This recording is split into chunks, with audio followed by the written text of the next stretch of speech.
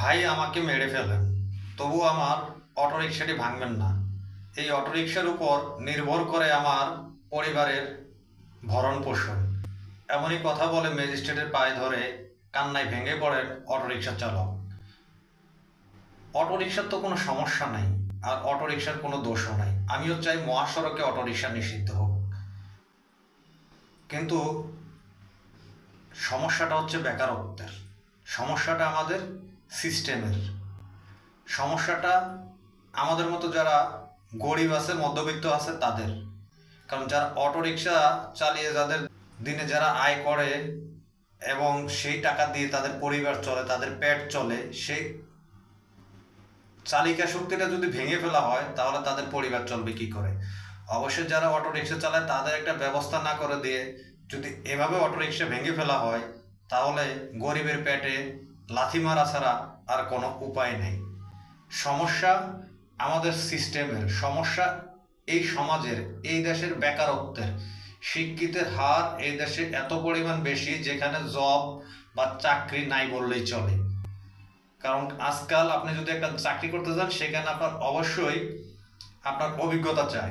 এখন একটা স্টুডেন্টের যখন লেখাপড়া শেষ হয় সে তো আর ধরেই কোনো কোম্পানিতে চাকরি করে জবের জন্য অ্যাপ্লাই করতে পারতেছে না। আর সে ফ্রেশ ক্যান্ডিডেট, সে তো আর কোথাও অ্যাপ্লাই করে না যে জব করে নাই, তার একটা অভিজ্ঞতা থাকবে। তারপর হচ্ছে বড় কোনো পোস্টে চাকরি করতে গেলে, যেমন গভর্নমেন্টের চাকরি করতে গেলে মামু নাই খালু নাই। গভর্নমেন্টের চাকরি সবার ভাগ্যে জোটে না, গভর্নমেন্টের চাকরিটা হচ্ছে একটা সোনার হরিণ। তাহলে বেকারত্বের যে সিস্টেমটার সমস্যা, তার জন্য কি আমাদের মতো নিরীহ যারা গরিব আছে তাদের পেটে লাথি দিবেন? না। এই অটোরিকশার যারা পরিচালক এবং যারা বড় লোক, যাদের গ্যারেজ আছে, যারা এই অটোরিকশা মালিক সাপ্লাই দিচ্ছে, তাদের তো ভাঙতে পারেন নাই, তাদের গোডাউনে যাই তো হামলা করতে পারেন নাই যেখান থেকে আসতেছে। কারণ তারা বড় লোক, তাদের অর্থের প্রভাব আছে, তেমনি ক্ষমতারও প্রভাব আছে। সেখানে তাদের পেটেও লাথি দিতে পারবেন না, পিঠেও লাথি দিতে পারবেন না। পারবেন যারা অটো চালায় তাদের বুকে এবং পিঠে লাথি দিতে। এই সুরিয়াঘাতটা শুধু আপনি একজন অটো চালকের বুকে করার নেই, তার পরিবারে যদি 5 জন সদস্য থাকে তাহলে তার 5 জন পরিবারের বুকেও আপনি এই আঘাতটা করলেন। যেই অটোর দ্বারা একটা পরিবারের জীবিকা নির্বাহ হয় এবং দুবেলা দুমুঠো ডাল ভাতের ব্যবস্থা হয়, সেই অটো যদি ভেঙে গুড়িয়ে দেন তাহলে তার পরিবার চলবে কি করে?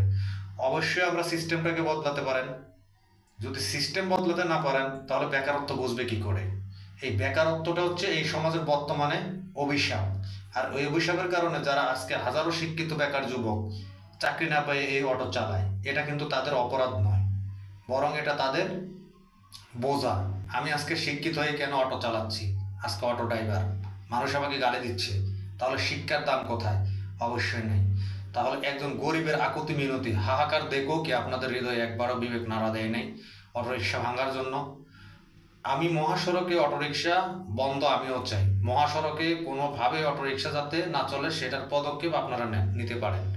তাই বলে ঢালাওভাবে অটোরিকশা ভাঙাটা মোটেও সমুচিত নয়। মহাসড়কে অটোরিকশার কারণে অনেক ধরনের অ্যাক্সিডেন্ট হয়, এটা আমরা সবাই জানি। কারণ মহাসড়ক শুধুমাত্র হচ্ছে যে সমস্ত গাড়িগুলো চলার কথা, যানবাহন, সেগুলোই চলবে। অটোরিকশা মহাসড়কে নট অ্যালাউডেড, এটা আমিও একমত এবং আপনারাও একমত। কিন্তু তাই বলে গরিব পেটে লাথি দিয়ে অটোরিকশা ভেঙে তার পরিবারের চালিকা শক্তিকে নষ্ট করে দিয়ে কোনো ব্যবস্থা না করে যদি এভাবে কোনো ক্ষতি করা হয় তাহলে সেটা হবে একবারে মারাত্মক লেভেলের একটা ক্ষতি। কারণ তার পরিবার, তার এটা ছাড়া তার উপায় করার কোনো রাস্তা নাই। সে আর কোনো কাজ জানে না, তার কোনো পুঁজি নেই, সে ব্যবসা করতে পারবে না, বাণিজ্য করতে পারবে না, একটা চাকরি করতে পারবে না, কারণ সে এটা দিয়ে চলতেছে তার সংসার। এটাই তার ধ্যান, এই অটোই তার ধ্যান, অটোই তার জ্ঞান। সুতরাং অবশ্যই অটোরিকশা যাদের আছে তাদেরকে আপনারা একটা ব্যবস্থা করে দেন। যারা মহাসড়কে সড়কে অটোরিকশা চালায় তাদেরকে গাইডলাইন দেন, আপনারা মহাসড়কে আসবেন না, অলিতে গলিতে চালান, ভালো কথা। মহাসড়কে না ওঠার জন্য তাদেরকে পরামর্শ দেন, বিভিন্ন ধরনের ক্যাম্পেইন করেন। ক্যাম্পেইন করে হলেও এটা বন্ধ করেন, কিন্তু অটোরিকশা ভাঙবেন না, গরিবের পেটে লাথি দিবেন না। এটা আমাদের সিস্টেমের জন্য। যার কোটি টাকা আছে সে কখনো বুঝবে না একজন গরিবের অভাব কি, তার একবেলা খাওয়ার জন্য কত কষ্ট করে, কত হাহাকার করে, এই জিনিসটা সে বুঝবে না। সুতরাং এটা বন্ধ হোক, আমরাও চাই।